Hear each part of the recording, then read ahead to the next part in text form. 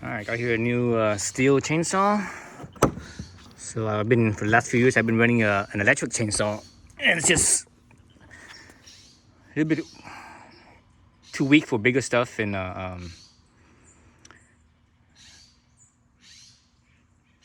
it's not long enough. Electric chainsaws are mostly 16 inches. You might be able to get an 18-inch one, maybe. But anyway, so this is so I bought it new with a promotional Stihl at the time had a promotion for the free case, so it came with this free case, and I just bought some bar oil. So the HP Ultra versus the regular Ultra. So it looks like HP Ultra is fully synthetic, and I'm not sure if the extra chain came with the case or came with the chainsaw, but whatever the case, there's an extra chain, and this is the RM3, right? RM3 chain. So this is the they call it the micro, right? Micro, right here, micro. I think because it's rounded at that corner, it's rounded. So we chainsaw folks normally call that the semi chisel, I believe. And this is the 050 gauge. So 0.050 of an inch, 81 links. This is a 0.325 link, the length of the link. Yeah, so for a 20-inch bar, and that's what this chainsaw is a 20-inch bar. So this is what it came original from Stihl, with the owner's manual and whatever the chainsaw tool and a little screwdriver, and looks like a is it an Allen key or is it a Torx? It looks more like a Torx. Let's see. No, it's just round. So this end is round and this end is a Torx. So I'm not sure what that's for. That's probably to take things apart. Whereas this is for the spark plug and the well, I'm not sure this is the spark plug, but this is for the chain cover. And I also bought this right here. This is a this is German, so I don't know how to pronounce it properly, but preferred, was it that P silent? Preferred, whatever. This is chain sharpening, right? You've probably seen this before, and you've probably seen it as a Stihl product, but it's actually made by Ferd or Preferred for Stihl, and Stihl just put their name on it. This is an original Preferred instead of a Stihl branded. This is the easiest chainsaw tool sharpener to use. Yeah, really, it's like so simple, so easy using this thing. You don't need to worry about anything. This takes out all the dummy factor. The only thing you need to do is just keeping this right here parallel with the chain, with the bar, and keeping the level, this level here, at perpendicular with the bar, right? So let's look at the chain itself. Oh, the chainsaw itself. Let's take this cover off here. This is one of the newer ones, right? 261C is the light 04 bar. 04, the 04 refers to the sprocket here. There's four. I'm not sure if that's rivets or what, but there's four little spots where it's attached. So it's the bigger one. So the smaller one will only have one. Then the 4. Then the next size up is I think a 6. So it's a little bit stronger. Right? More means more holding power. It's a little more strength. Let's see. So far I just ran it right now and just warm up to see how it starts up, how easily it starts up when it's cold. Well, I should have did that on video, but maybe I do another time. But it started up pretty good. I think it took me how many pulls? On cold, it took me was it 4 pulls? I think fully cold. I wasn't sure if I did it right either. With chainsaws, from what I've seen, there's something about burping. So I don't even know what that's about. Burping something. So I think you're supposed to put on to full choke when it's cold. Full choke. Then you pull it a few times, and apparently once it runs, it will go out of full choke by itself, I believe, or it goes to half choke or something. Then you squeeze the trigger. Then I think it goes to regular just run. This one, oh, this one doesn't have a, I didn't even notice. This one doesn't have, what's that little button that, the priming button. Let me see if it has one or not. There's no priming button. Yeah, there's no priming button. Okay, oh, that's cool. I like that. I like that, so that way, you know, if there's a prime button, sometimes you push it too many times, it will cause the engine to flood. So yeah, so it starts up pretty easily. A lot of people complain about the off switch right here. So now it's on button, so it always stays on button unless you turn it off and you push it up. A lot of people complain about that, and they say, oh, that's doesn't feel right, and that's true. It doesn't feel right. It feels more natural to push down than it does up. But when you're using a chainsaw, you're like this, right? You're using it. When you turn it off, if you're pushing down, you have to go all the way up, then down, right? Versus here you just push up and it's off, right? It's one motion right here. It's faster. Versus doing this, it's a little bit slower. Just a tad bit slower. But this way, is your thumb is stronger. This pushing down, your thumb is stronger than your thumb pushing up. But you know, this way is pretty. No, this level is not that hard, anyways. So push up. So that's one motion right there. One motion instead of one. Oops, instead of 1, 2. Right. As you push over this way, well, I'm not sure how like a Husqvarna, for example, is pushing down. I'm not sure how that is because you have to go. You know, I don't know how far it sticks out. Whatever the case, you have to go up, then down. So, you know, it's a two motion thing. So, yeah, I didn't even realize this thing didn't have a little priming bulb. I had a Husqvarna for a little bit. I can't remember what model it was. It had a priming bulb. I always had a hard time starting that damn thing, especially if it's been sitting for a while. But anyway, so this thing is full of bar oil. It's full of bar oil. And the gas is, I think, about halfway filled. So I want to weigh this thing. So I have my little Park Tool scale here. Let's see if I could do this with one hand. I'm not sure if I could do this with one hand. Yeah, let's see. Let's see. So yeah, so this is a 20-inch light bar, right? 20-inch light bar.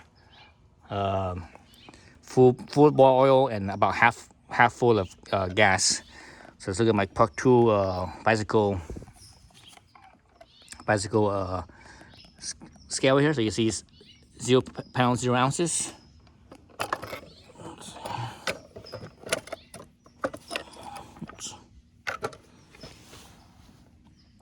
Okay, so 14 pounds 7 ounces, 6 ounces. So a little bit under 14.5 pounds. I think if there's more gas, it'll probably be to like, I don't know, 14.10 or something like that, maybe, if it was full of gas.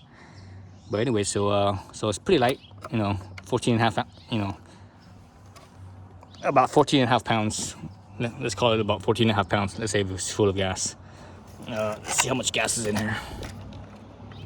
The reason why I didn't fill up full of gas is because actually this fill up is from the store. The store filled this up. And they showed me how to run it. So yeah, so it's about half gas, maybe slightly less than half a tank of gas. You know, and this gas tank is not really that big, anyways, and gas doesn't weigh much. Gas is pretty light.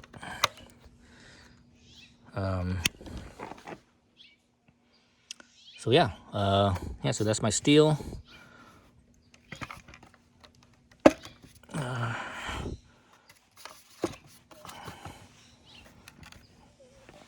The thing's suspended by so I can wiggle it.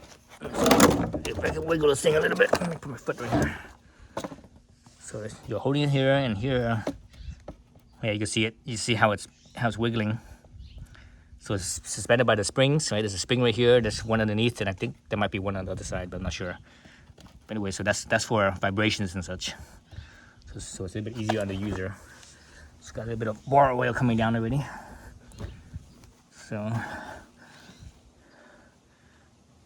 and I think one of the complaints that people have with this chainsaw is that this cap, they say it leaks. This quarter turn cap, they say it leaks.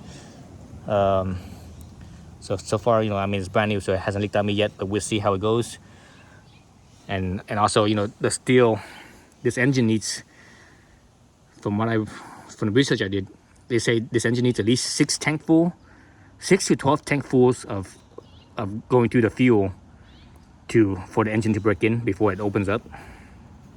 So a lot of people, when they were testing this thing, they're like, oh, you know, if they compare it to like the Husqvarna 550, they're like, oh, blah blah blah, it's you know, it's weaker, blah blah blah. But at the same time, they're kind of comparing at least the ones that I saw, they were comparing like a brand new Stihl to like a broken in Husky. So you can't do the comparison. You have to do either both brand new or both broken in. It's best to do both broken in. The thing with the Stihl, why it's a little bit less maintenance and it lasts a little bit longer than the Husqvarna, is because the Stihl uses 2 O-rings on the piston versus the Husky using 1 O-ring. You know, 1 O-ring doesn't last as long, but it has a little bit more power compared to 2 because there's less friction there, right? But you know, it's less, you know, less durable, a little bit less reliable. So I'm not a professional. I'm just a, you know, easy around home and such. I want something that's reliable, easy to use, you know, easy to start up, light. This is lighter, easier to start up, and durable, you know. So this chainsaw should basically last me the rest of my life, considering I don't use it much. You know, I only use about, I don't know, maybe 1 to 2 cords. At least I use at least 1 cord a season, 1 cord of firewood a season, maybe 2 at the most. But probably I think more closer to 1.5. So I think this chainsaw should last me my lifetime, without having to do a rebuild. And yeah, so that's the initial look of this chainsaw. It's pretty nice. Maybe I should start it up. Let me see. Yeah, let me start it up real fast. Let's turn on the brake. It's already warmed up, so I don't have to do the choke, I don't think. So right now it's already just on position. Since I'm doing this with one hand, let me stick my foot in here, and I should be holding the bar. Let me hold the bar right here. Let's see. Oops. All right. Well, that's already off. That. Okay.